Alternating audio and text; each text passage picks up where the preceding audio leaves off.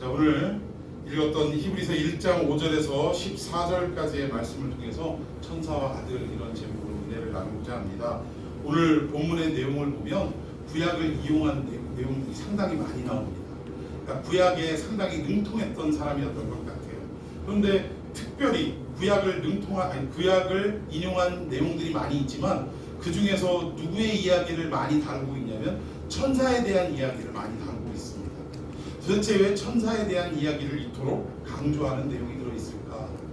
중요한 것은 그때 당시에 어떤 시대적 배경, 또 성도들 간의 신앙적 배경을 좀 살펴봐야 왜 예수님과 천사를 비교하는 내용을 이토록 자세하게 많은 내용을 기록했을까? 이것을 알 수 있다는 것입니다.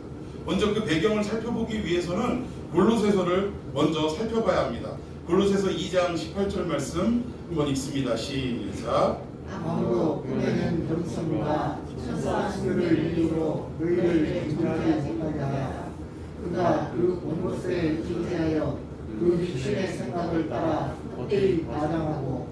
여기에 보니까 좀 눈에 띄는 단어가 꾸며낸 겸손이라는 말과 천사 숭배라는 이야기가 눈에 좀 띕니다. 도대체 왜 천사 숭배라는 말이 바울이 쓴 책인데 골로새서가 왜 바울도 역시 천사 숭배에 대한 이야기를 골로새 교인들에게 이렇게 강조를 했을까? 당시 이 편지들을 받은 대상들은 누구냐면 로마 통치 하에서 예수 그리스도를 구주로 영접한 많은 그리스도인들이 흩어져 살고 있었는데 이 흩어진 유대인들, 이방인들이 아닙니다. 흩어져 살고 있는 이 유대인들에게, 히브리인들에게 어떤 사상이 만연해 있었냐면 천사 숭배 사상이 만연해 있었다. 그리고 정말 예수 그리스도가 가르친 복음대로 예수님을 믿은 게 아니라 뭔가 세상의 신들을 섬기는 우상 문화와 믹싱이 돼가지고 이게 뭐 예수님을 섬기는 건지 우상을 섬기는 건지 상당히 신앙적으로 혼탁해 있던 시대적 배경이 지금 이 시대라는 것입니다. 근데 이런 사상 속에서 천사 숭배 사상도 함께 지금 어우러지고 있었다라는 거예요. 얼마나 이 천사 숭배 사상이 심했냐면 바울이 골로새 교인들에게 지금 편지 쓴 내용 중에 이런 꾸며낸 겸손에 대한 이야기 또는 천사 숭배에 대한 이야기도 함께 강조가 되고 있다는 것입니다. 그렇다면 천사 숭배가 어떤 말이냐? 우리가 한글로만 그대로 읽어보면 천사 숭배는 어떤 거냐? 미가엘 천사장이나 가브리엘 천사장 뭐 이런 사람들을 어떻게 하는 거예요? 막 섬기고 그 앞에 절하고 엄청난 영적인 존재인 것 마냥 그렇게 그들을 모시는 것, 이것을 천사 숭배라고 우리가 오해하기 쉽습니다. 근데 여기에서 나오는 천사 숭배는 그러한 일들을 이야기하는 게 아니에요. 천사 숭배가 뭐냐? 그때 당시에, 그러니까 즉 초대교회 당시에 흩어진 유대인들이 신앙생활을 할 때 신앙의 최고 경지를 어디에다 뒀냐면 환상을 보는 거에 대해서 최고의 신앙에 이르렀다라고 평가를 했다라는 것입니다. 이 환상도 어떤 환상이냐? 이 하늘 세계, 하나님이 계시는 보좌에 누가 둘러 있겠어요? 천사들이 둘러 있어요. 그 천사들이 누구를 예배하겠습니까? 하나님을 예배하는 것을 환상을 통해 목격했다 이거예요. 그런데 목격을 했을 때 인간이 바라보는 시각으로 천사들이 둘러앉아서, 천사들만 봐도 황홀할 텐데 천사들이 하나님의 보좌를 둘러싸고 영원하신 하나님, 만유를 창조하신 그 하나님을 높여드리고 예배하는 광경을 목격했다고 했을 때 황홀하겠어요? 안 황홀하겠어요? 황홀한 거예요. 황홀한 거예요. 마치 베드로가 그리고 요한과 야고보 이 세 제자만 따로 변화산에 예수님이 데려가셨을 때 누구를 목격했다고요? 이미 죽은 모세와 엘리야를 목격하고 예수님의 모습이 변형된 것을 목격하고 얼마나 황홀했는지 베드로가 뭐라 그랬어요? 어디가 좋사오니? 여기가 좋사오니. 뭐 이런 황홀경에 빠져들었다라는 거예요. 그 얘기를 할 때 하늘에서 어떤 음성이 들었냐면 너는 이는 내 사랑하는 아들이요 내 기뻐하는 자니 너희는 저의 말을 들을지어다. 너 헛소리 말고 빨리 내려가서 예수님 하시는 말씀대로 어떻게 하라는 거예요? 순종하며 살아라, 그 얘기예요. 그러니까 우리는 자꾸 환상을 보고 뭔가 신비한 세계를 목격하게 되면 거기에 머무르려고 하는 그런 어떤 마음들이 있다라는 것입니다. 그런데 그 환상과 신비로움을 경험케 하시는 것, 흔히 얘기해서 기적을 목격하게 하시는 이유는 뭡니까? 예수님의 복음을 증거하고 뒷받침하고 확인시키기 위해서 기적을 일으킵니다. 여러분, 예수님이 왜 죽은 자를 일으키셨어요? 왜 앉은뱅이를 일으키시고 눈먼 자를 눈뜨게 하시고 듣지 못하는 자를 듣게 하시고 왜 그랬습니까? 예수님은 그렇게 행하시기 전에, 기적을 행하시기 전에 항상 뭐부터 행하셨어요? 말씀을 가르치셨다는 거예요. 그 말씀을 가르치실 때 여러분처럼 영적인 지혜가 있어서 할렐루야 아멘 아멘 하고 예수님을 받아들이고 믿고 그 말씀을 온 마음에 새겼다면 기적을 보여주실 일이 있어요, 없어요? 근데 아무리 얘기를 해도 안 들으니까 우리 이 타락한 인간들은 뭔가 보여야 믿는 존재들 아닙니까? 그러니까 그렇게 가르치시고 선포하시고 난 다음에 믿지 않는 자들을 위하여 이 말씀이 진리라는 것을 뒷받침하려고 어떻게 한 거예요? 확증하시려고 기적을 보여주시더라고요. 여러분, 기적도요 그냥 신비로운 거 보여주시려고 예수님이 행하시는 것이 아니라는 것입니다. 눈먼 자를 왜 눈뜨게 하셨을까요? 지금 예수님의 말씀을 듣고도, 아니 예수님을 친히 목격하고서도 그들이 그토록 기다렸던 메시아임을 알아봅니까? 못 알아봅니까? 못 알아보는 거예요. 눈 뜨고 사고는 바라보지만 예수님이 누구신지 알지 못하는 이스라엘 백성들이 다 뭐라는 얘기예요? 지금 영적으로 소경들이다 이 얘기예요. 맹인들이다 이 얘기입니다. 그래서 안 못 보는 자들, 그것도 날 때부터 안 못 보던 그러한 자들을 눈을 뜨게 하심으로 말미암아 결국 무엇을 나타내느냐? 너희들이 이러한 맹인들인데 오늘 내가 너희들을 어떻게 하겠다 이거예요. 눈을 뜨게 하겠다. 내가 너희들이 그토록 기다렸던 하늘로부터 임한 메시아임을 너희들에게 확실하게 알려주고 보여주고 믿게 하겠다라는 차원에서 소경을 눈뜨는 기적을 보여주셨다라는 사실입니다. 네, 결국 인간들이 그때 당시에 만연하던 신앙의 패턴이 뭐냐? 이런 환상을 보는 것에 최고로 신앙의 깊은 경지에 들어섰다라고 평가를 하는데, 이것이 하늘나라의 환상을 보면서 천사들이 하나님을 예배하는 모습을 보니까 황홀해가지고 어떤 마음이 들어요? 나도 저 천사들처럼 하나님을 이렇게 아름답고 거룩하게 예배하는 존재가 되었으면 좋겠다라는 마음으로 그때부터 사람들이 뭐 하기 시작해요? 금식을 하기 시작하고 뭔가 고행을 하기 시작하고, 내가 다른 사람들하고 똑같이 살아서는 그런 황홀경에 그런 환상 가운데 내가 들어갈 수 없어. 이래가지고 그때부터 자기 자신을 어떻게 하는 거예요? 학대하기 시작하고 뭔가 다른 사람들이 하지 않는 행동들을 함을 통해서, 그것도 그때 당시에 많은 종교가 가지고 있는 어떤 패턴 가운데 사람이 금식하는 것만큼 어려운 일이 어디 있습니까? 인간의 가장 기본적인 욕구 중에 하나가 뭐예요? 먹는 욕구 아닙니까? 이 먹는 욕구를 신앙을 위해서 참고 금한다라는 것이 얼마나 어렵냐. 이런 일들이 막 만연해지기 시작하는 거예요. 이게 천사 숭배라는 것입니다. 그러니까 천사를 자체적으로 숭배하는 게 천사 숭배가 아니라 천사가 하나님을 예배하는 그 황홀경, 그 놀라운 모습처럼 우리도 천사처럼 됐으면 좋겠다라는 마음으로 뭔가 그렇게 되려면 금식도 해야 되고 자기가 고행도 해야 되고 남이 하지 않는 특별한 일들을 행하려고 하는 이러한 풍습들이 그 당시에 만연해 있었다. 근데 이게 천사 숭배라는 의미입니다. 근데 그렇게 하다 보니까 결국 어떤 일이 생겨요? 저 사람보다 더 내가 금식하는 기간을 길게 해야 되고, 또 남들보다 더 오래 기도해야 되고, 또 우리가 헌금을 해도 어떻게 해야 돼요? 남들보다 더 많이 해야 되고, 선교를 해도 남들보다 횟수가 더 많이 갔다 와야 되고, 이러다 보니까 교회 안에 뭐가 생깁니까? 계급이 생기더라는 거예요. 계급이. 너 며칠 금식했어? 나 40일 금식했어. 아우 나는 30일인데 발표했다. 이러는 분위기가 있는 거예요. 너 선교 갔다 왔어? 아니 나 지금 못 가. 뭐 하는 거예요? 선교도 안 갔다 오고 믿음이 있다 뭐 땅끝까지 전도하라 뭐 여태 선교도 안 가고 이거 믿음 헛것구머니 이러면서 밟기 시작하더라는 거예요. 정죄하기 시작하더라는 것입니다. 그러니까 이게 교회 안에서 뭔가 모르게 40일 금식한 사람이 제일 높은 경지고, 그 다음 30일, 그 다음 21일, 너는 7일짜리, 너는 3일짜리, 너는 하루 금식짜리. 어떤 분은 금식을 하면 확실하게 금식을 하셔야 되는데, 아니 두유는 먹으면서 금식한다는 게 나 무슨 말인지 모르겠어요.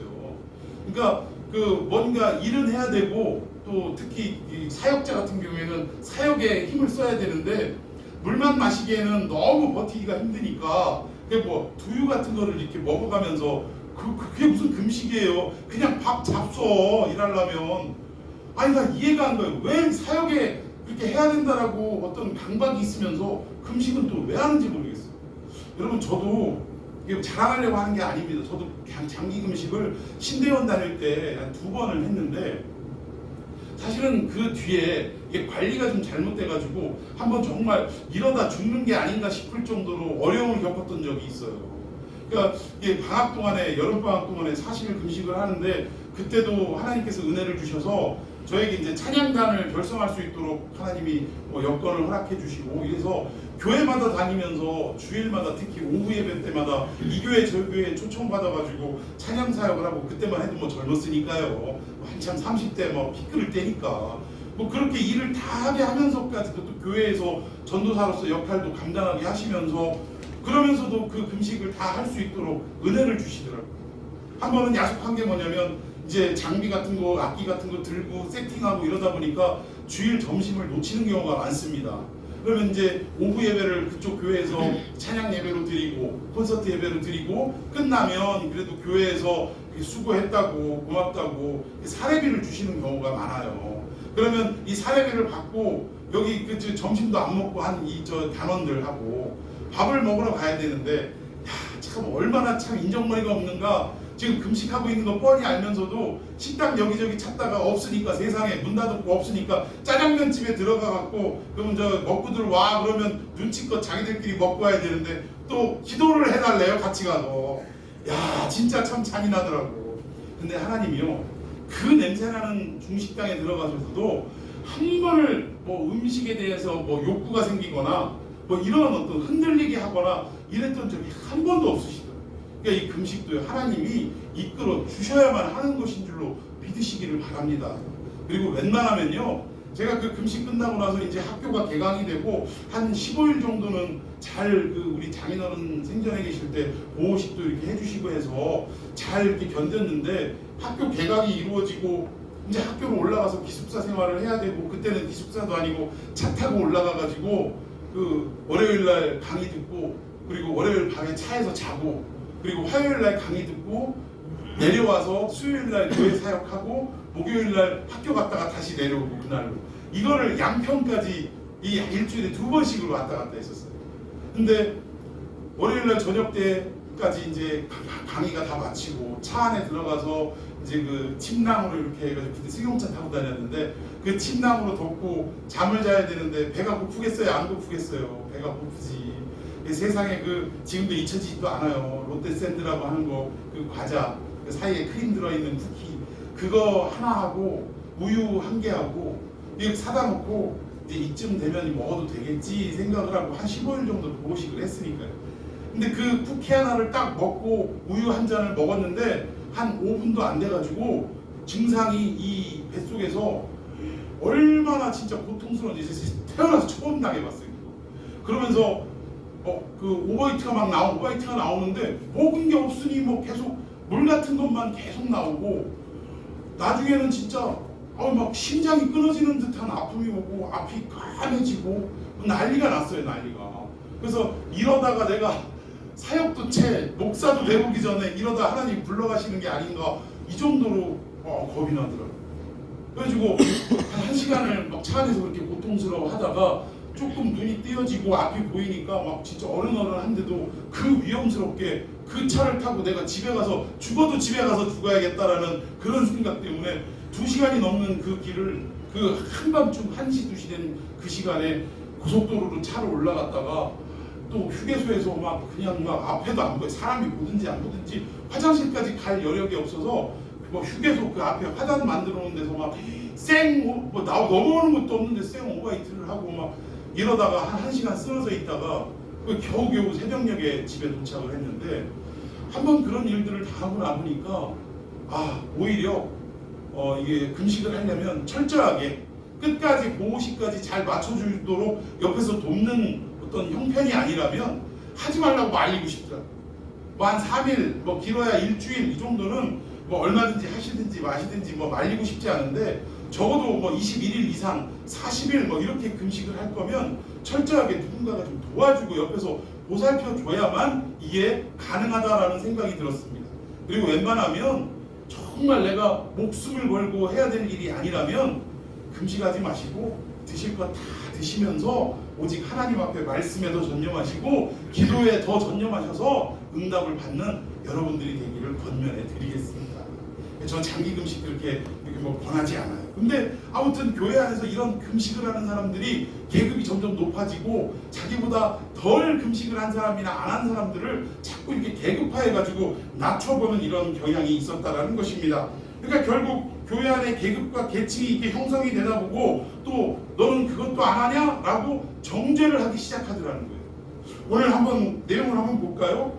꾸며낸 겸손과 천사 숭배를 이유로 너희를 정죄하지 못하게 하라. 이게 무슨 말이에요?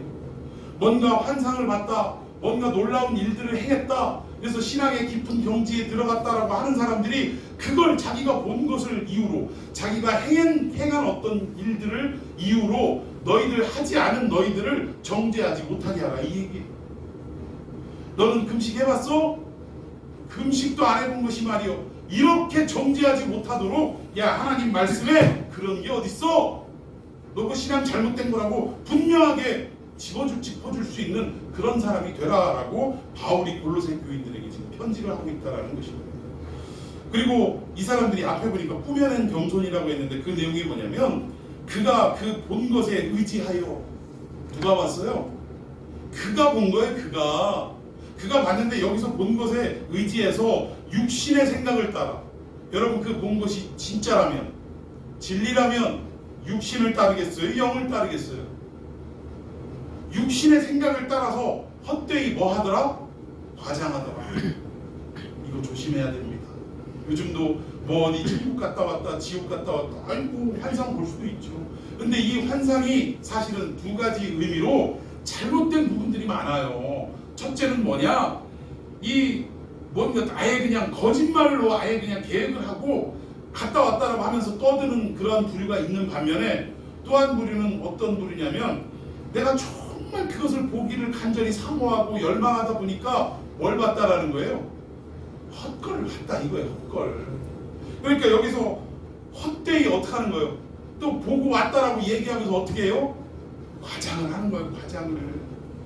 예전에 이미 작고하신 최자실 목사님이 그 천국을 갔다 왔다고 하면서 세상에 천국 가니까 뭐 내가 알고 있던 이미 소천한 사람들이 금멸유관을 쓰고 하나님을 예배하고 영광을 돌리고 있는데 지금 저 살아있는 두는 시퍼렇게 뜨고 있는 자기 사위 조용기 목사는 보니까 뭐 어떤 면류관이 예비돼 있나 하고 봤더니 뭐가 예비됐대요?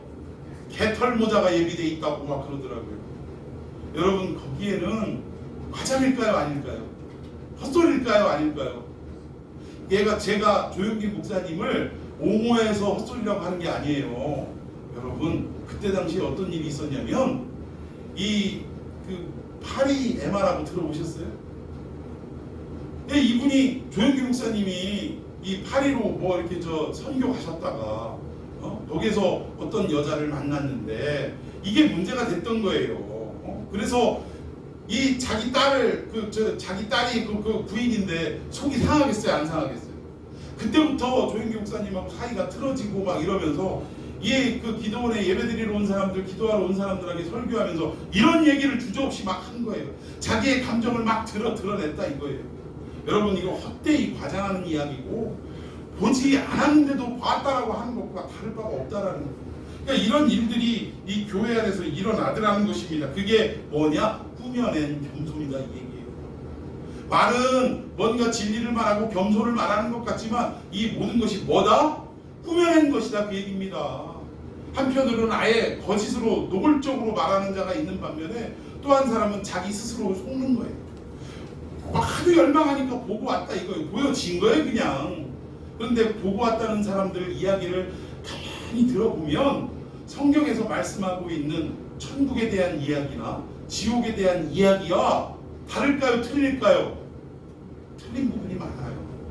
난 직접 보고 왔는데 왜 성경과 다르냐 이 얘기예요. 이거는 뭔가 문제가 있어요 없어요? 극히 주관적인 것에 불과하다라는 것입니다. 그러니까 우리가 가끔 뭐 어디 천국 갔다 왔다 지옥 갔다 왔다라는 사람들의 간증을 들을 때에 우리가 절대 시하면 안 된다는 거예요. 신앙생활 하면서 아 이런 측면도 있었구나. 아니 뭐 기독교는 신비를 포함하고 있으니까 뭐 그럴 수도 있지 않겠습니까? 아 그래 우리가 이 땅에서 신앙생활을 온전히 하지 못하면 또 그런 일을 겪을 수도 있겠지라고 참고는 할 수 있지만 그것을 성경과 같이 절대화해서는 안 된다는 것입니다. 여러분 괜히 뭐 어디서 천국 갔다 왔대 이 소리 듣고 와가지고 거기에 혹해가지고 막 그 집회 자리에 앉아 있으면 저한테 걸리면 큰일 날 줄 아세요 이제. 예? 그런데 절대 가지 마시고 그냥 그러려니 그럴 수도 있겠다 이 정도만 참조하는 저와 여러분이 되기를 예수님의 이름으로 축원해 드리겠습니다.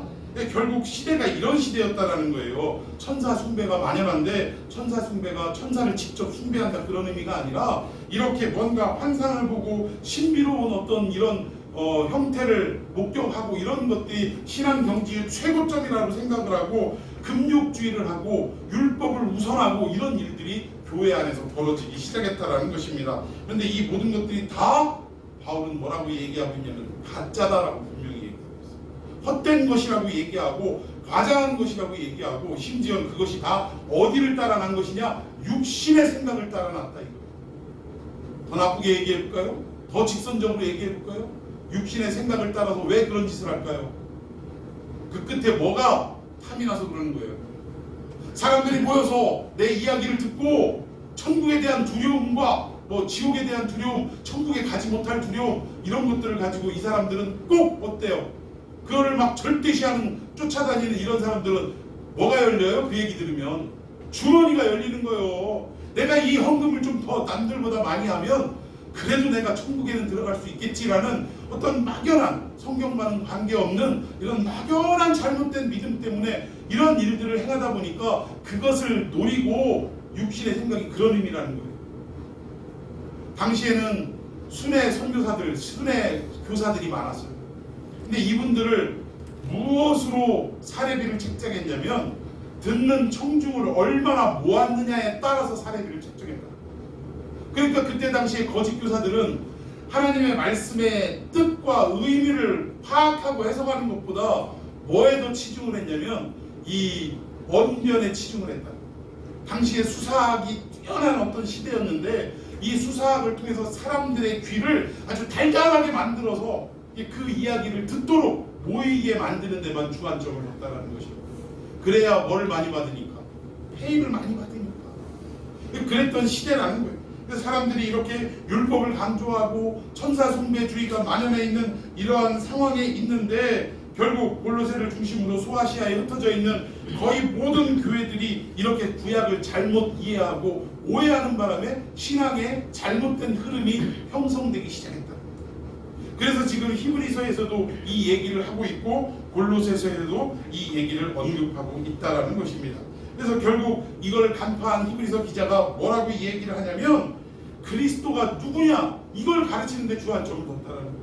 왜 너희들이 천사들의 모습을 보고 하나님 앞에 예배드리는 그 모습을 왜 이렇게 최고의 경지로 두고 있느냐? 아니다. 너희들이 생각하고 너희들이 바라보고 너희들이 오히려 닮아야 될 분은 누구냐? 그리스도시다. 근데 그 그리스도가 누구시냐? 그거를 지금 가르치는 내용이 본문이라는 것입니다.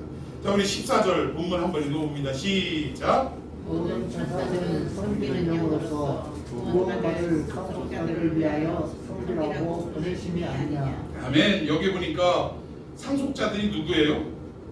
상속자들이라고 얘기하는데 제가 지난 시간에 말씀드렸습니다. 그리스도는 만유의 누구라고요? 상속자라고요. 만유의 상속자. 그러면서 제가 말씀드리기를 아니 우리가 지금 내 거가 속자인데 예수님이 만유를 상속하든 뭘 상속하든 무슨 의미가 있냐? 라고 생각하는데 결국 베드로 후서 1장 14절 보니까 예수님이 이 만유를 상속한 건 누구를 주시려고? 우리를 위하여 우리를 주시려고. 할렐루야. 오늘 이야기도 여기서 상속자들이라고 표현한 거 보니까 우선은 그리스도를 말하는 것이고 결국 그 그리스도 안에 있는 우리들을 말하는 내용이라는 것입니다. 근데 여기 보니까 천사들은 우리들을 위하여 또는 그리스도를 위하여 뭐하는 자들이라고요? 섬기는 자. 그러니까 우리가 부려먹는 섬긴다라는 게 종 아닙니까? 그리스도가 부리는 종이고 그리스도 안에 있는 우리 역시 부리는 종이 누구라는 거예요? 천사라는 거예요. 근데 재미있는 것은 천주교에 가면 누구 앞에 절해요? 누구 앞에 손을 모으고 막 이래요? 천사 앞에 무슨 그 가브리엘 천사장, 미가엘 천사장 뭐 이러면서 기도도 미가엘 천사장이시여 뭐 이러면서 기도하는 내용도 있고 가브리엘이시여 뭐 이러는 기도문도 있고. 여러분, 우리는 천사를 향해 기도할 이유가 없습니다. 오직 우리의 기도의 대상은 한 분뿐이라는 거예요. 누구예요? 하늘 아버지뿐이라는 거예요. 누구의 이름으로 기도해요? 예수님의 이름을, 예수님의 공로를 힘입어. 무슨 공로? 십자가의 공로로 힘입어. 예수님의 십자가 때문에 우리가 하나님의 아들 된 거 아닙니까? 자녀 된 거 아니에요?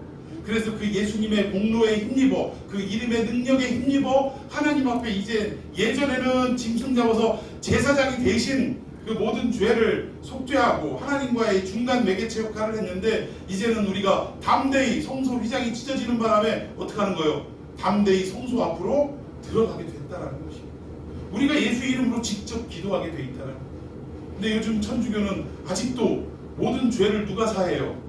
신부가 사해요. 신부가. 아직도 그들은 휘장이 찢어진 거예요? 안 찢어진 거예요? 안 찢어 있는 거예요. 그럼 구약과 다를 바가 없다라는 것입니다. 그러니까 아직 성경을 오해하고 있는 것이고, 성경에 진짜 그 깊이 있는 말씀을 깨닫지 못하고 그냥 답습하고 있는 게 그들이라는 거예요. 여러분, 신부는 죄 안 짓습니까? 여러분, 결국은요, 누가 죄를 대속할 수 있고 중보자가 될 수 있느냐? 우리와 똑같은 인간이신 예수님, 완전한 하나님이시자 완전한 인간이신 그 예수님이 단 뭐가 없으셔요? 죄가 없기 때문에 우리를 대속해서 중보자가 될 수 있는 거지. 아니, 신부들도 우리하고 똑같이 죄 짓고 허물 많고 이런 인생인데 누가 누구의 죄를 사한다 이 말입니까? 말이 안 되는 거예요. 아직도 참 천주교 가가지고 미사 드리고 또 신부들 불러다가 고해성사하고 이러는 걸 보면 참 답답합니다. 자, 우리 5절에 보니까 이 그리스도가 누구냐? 상속자신데, 자 5절 한번 봅시다. 시작. 하나님께서 어느 때에 천사 중 누구에게 너는 내 아들이라 오늘 내가 너를 낳았다 하셨으며, 또다시 나는 그에게 아버지가 되고 그는 내게 아들이 되리라 하셨느냐. 네, 여기 보니까 하나님께서 천사 중 누구에게 너 내 아들이야 라고 말한 적 있어요? 없어요? 없다 이 얘기예요.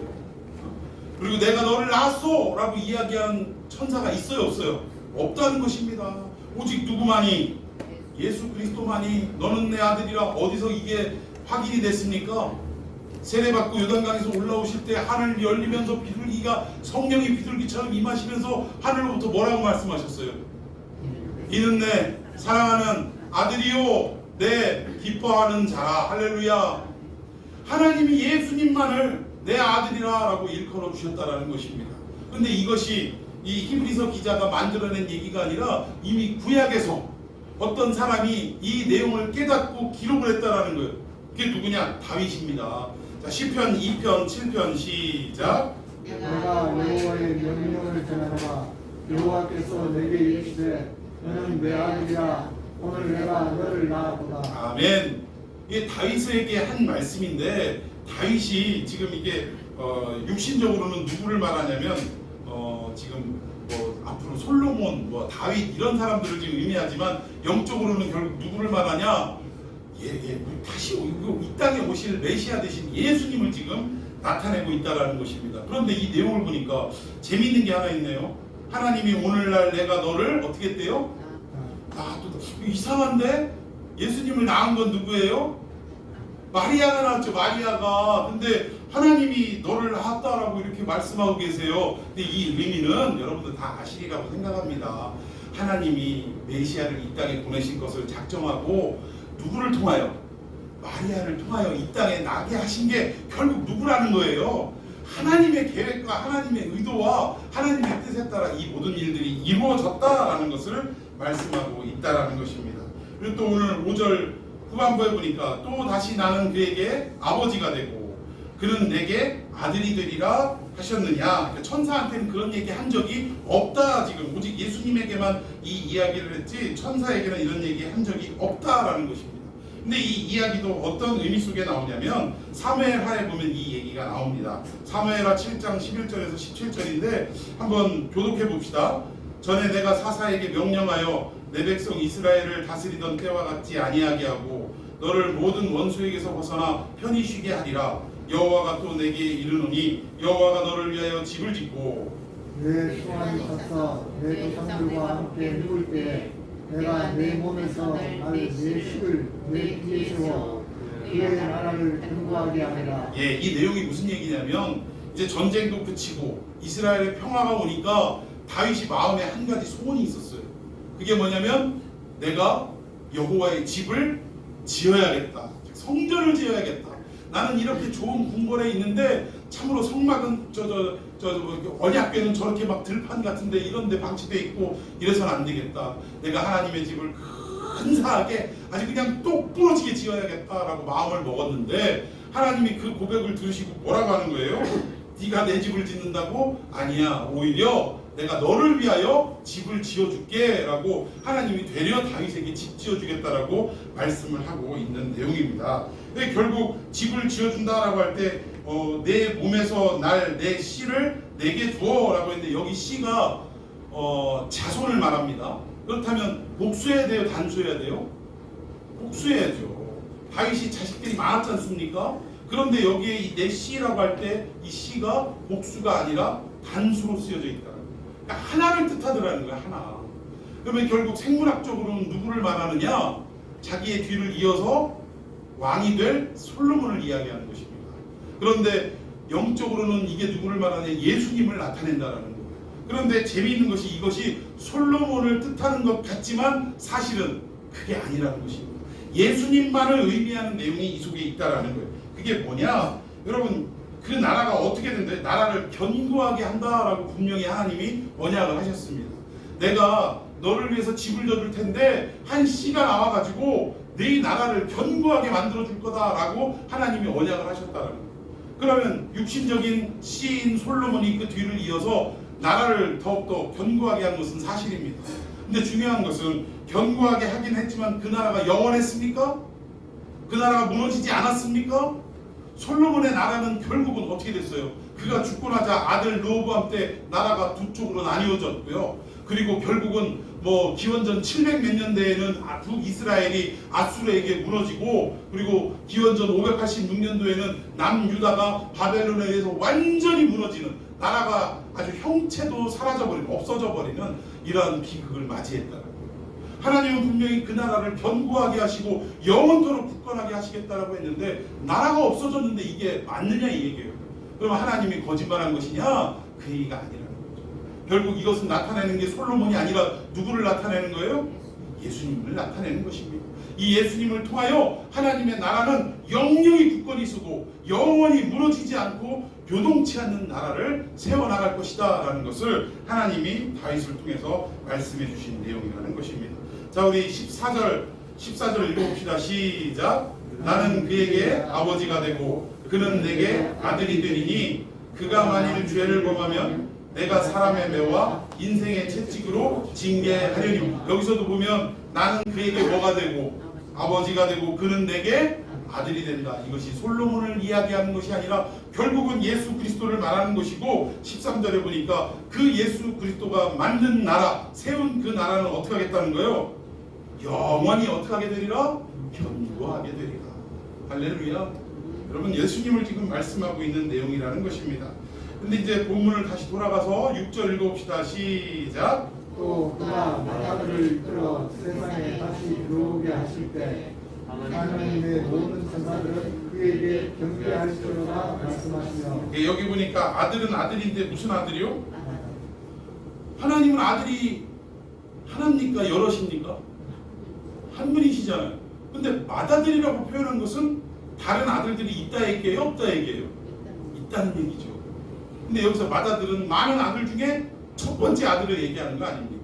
이것은 무엇을 말하느냐? 예수 그리스도가 구원받은 모든 성도들의 첫 번째 아들이 되더라 이거예요. 하나님이 보실 때 첫 아들이 되는데 여기에 맏아들, 즉 첫 아들이라는 첫은 무엇을 의미하느냐? 모든 것의 대표를 의미하는 거예요. 첫 번째, 두 번째 셀 때의 첫 번째가 아니라 모든 것을 대신하고 모든 것을 대표한다는 의미로 첫이라는, 히브리인들은 그렇게 생각을 했다라는 것입니다. 그래서 우리가 11조를 드릴 때 10개 중에 뭐 어떤 걸 드려요? 한 개라고 할 때 이 한 개가 첫 번이라는 뜻이에요. 그럼 이건 어떤 의미냐? 우리가 10분의 1 계산 산술적으로 10%를 드린다 이런 의미가 아니라 첫 번째 것을 드림으로, 즉 모든 것을 대신하고 대표하는 것을 드림으로 나머지의 모든 것도 어떻게 하겠다는 거예요? 이게 다 하나님의 것입니다 라고 고백하고 인정하는 행위라는 것입니다. 이 11조가 그런 의미예요. 내가 100만 원 벌어서 이 10만 원, 10분의 1 요거만 하나님 앞에 드리고 나머지 거는 내 거, 이 의미가 아니라 내가 이 첫 번 것, 10분의 1인 첫 것을 하나님 앞에 드림으로 나머지 이 9도 누구의 것이라 인정하는 거라고요? 이게 결국 믿음으로 드리는 게 11조입니다. 내게 속한 모든 것이, 내게 주신 모든 것이 누구 것입니까? 하나님의 것입니다 라고 고백하는 믿음의 행위가 뭐다? 11조입니다. 가끔 유튜브 보면 뭐 구약의 율법 시대는 끝났으니 11조는 안 드려도 된다. 심지어 어떤 인간은 11조를 드리면 지옥을 간다라고 얘기를 하더라. 진짜 이렇게 11조의 의미를 모르는가? 여러분, 11조가 언제 생겼어요? 율법은 언제부터 생긴 겁니까? 모세 시대부터 생긴 거예요. 근데 11조를 처음 드린 인물이 누구예요? 아브라함 아닙니까? 아브라함 때 율법이 있었어요, 없었어요? 근데 깨닫고 나서 뭘 드렸어요? 10분의 1을 드렸어요. 멜기세덱을 통해서 깨닫고 난 뒤에 10분의 1로 하나님께 영광을 올려드렸다는 그 의미가 뭐냐?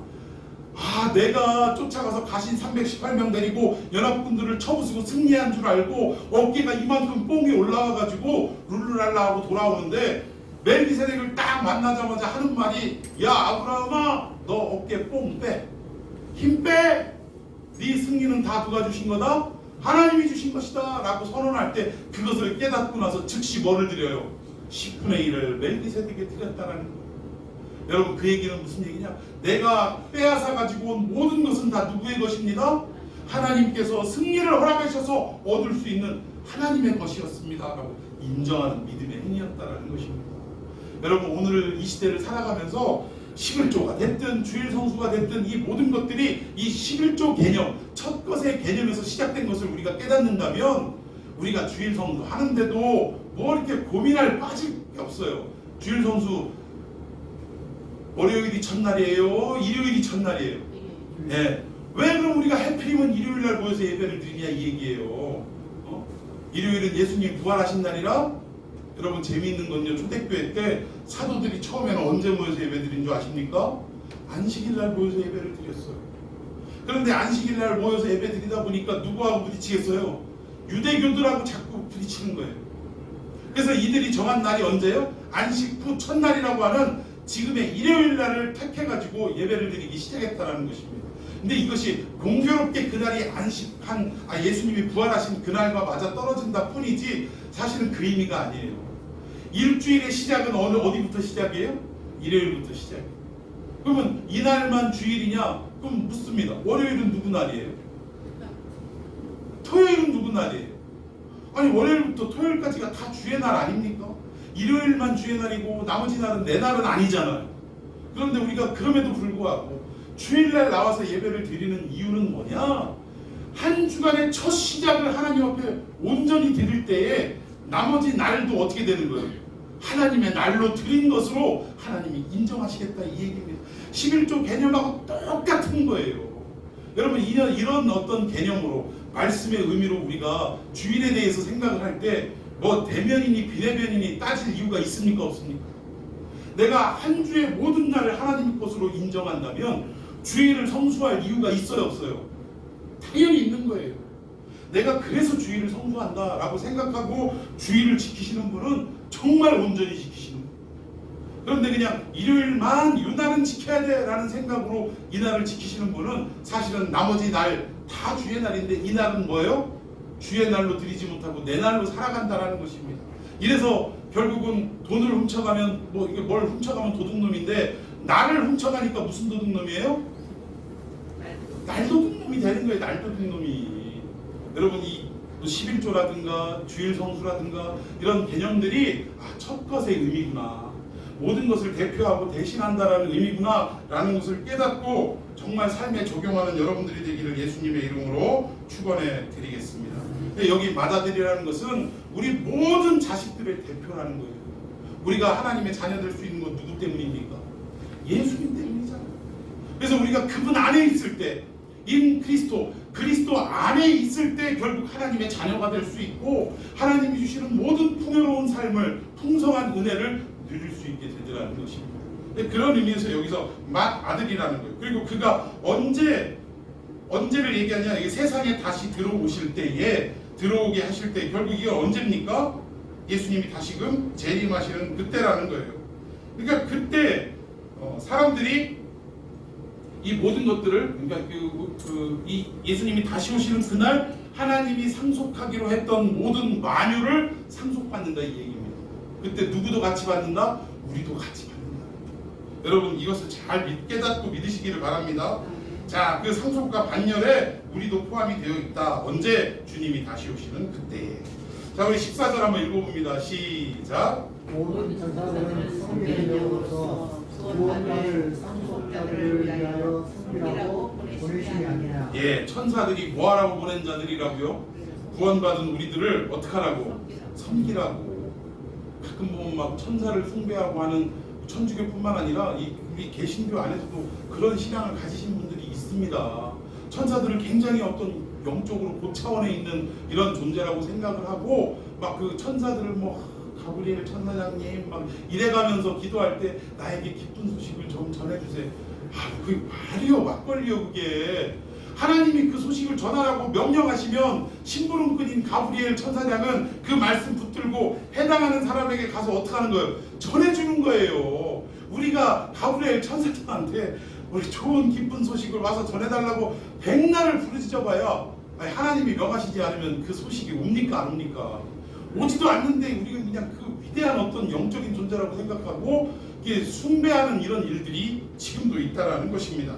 근데 여기 성경은 뭐라고 말하느냐? 분명하게 천사들은 우리 상속자된 우리들을 뭐하라고? 섬기라고 그렇게 만든 존재들이다라고 말씀하고 있다는 것입니다.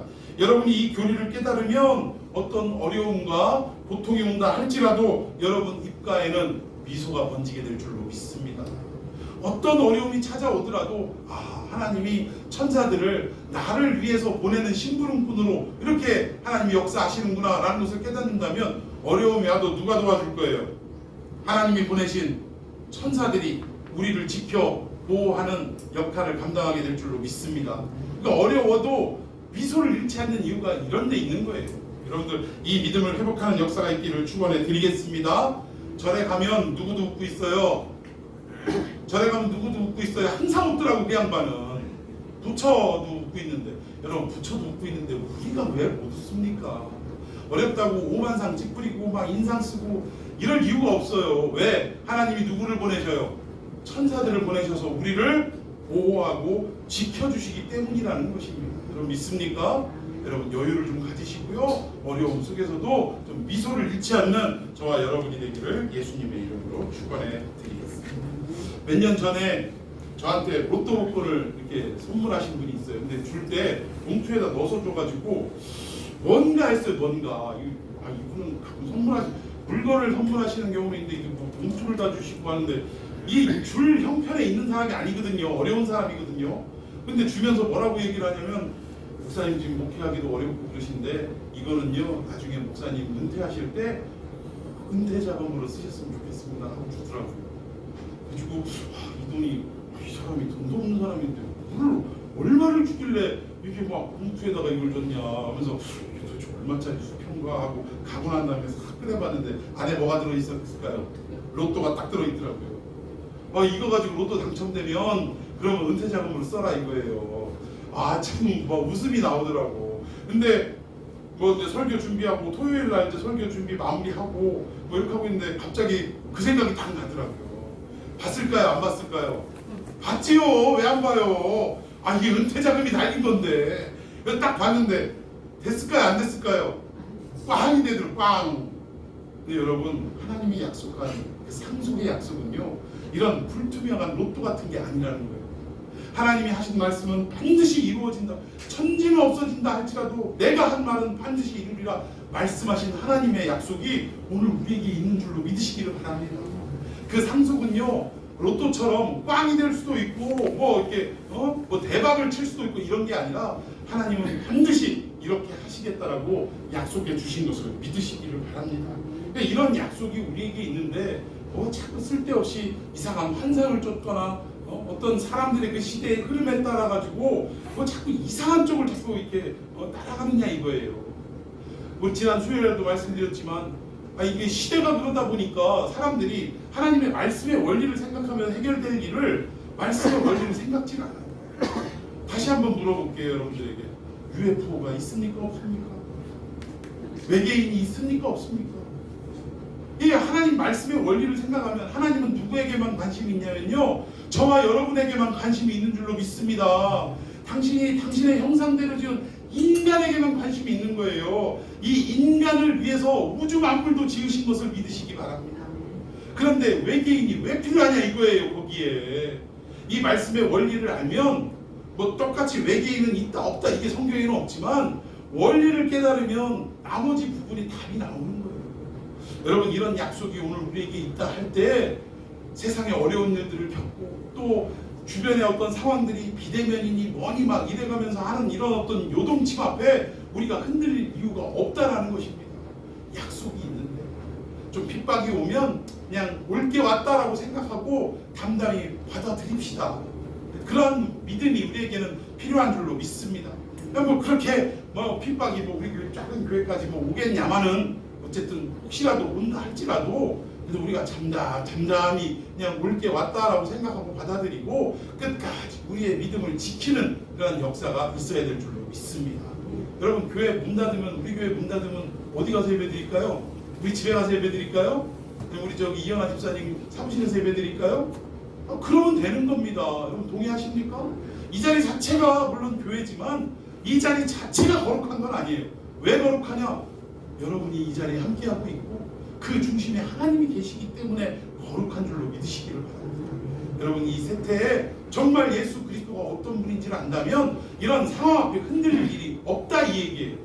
여러분, 오늘 이 만유보다 뛰어나시고 또 천사보다 뛰어나신 이 예수님, 그 예수님을 우리가 믿고 살아가는데 어려운 일 좀 있다 하더라도 흔들릴 일은 결코 없다라는 것을 우리가 깨달으면서 이 말씀 붙들고 기도했으면 좋겠습니다.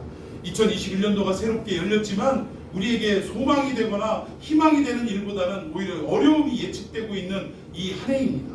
그러나 이 어려움 모든 것들도 누구를 의지하기만 하면, 예수님을 의지하기만 하면, 올해 주신 표처럼 예수만 바라보기만 하면 다 극복되고 해결될 줄로 믿으시기를 바랍니다. 이 약속의 말씀 붙들고 우리 주님의 이름을 뜨겁게 부르며 함께 기도하겠습니다.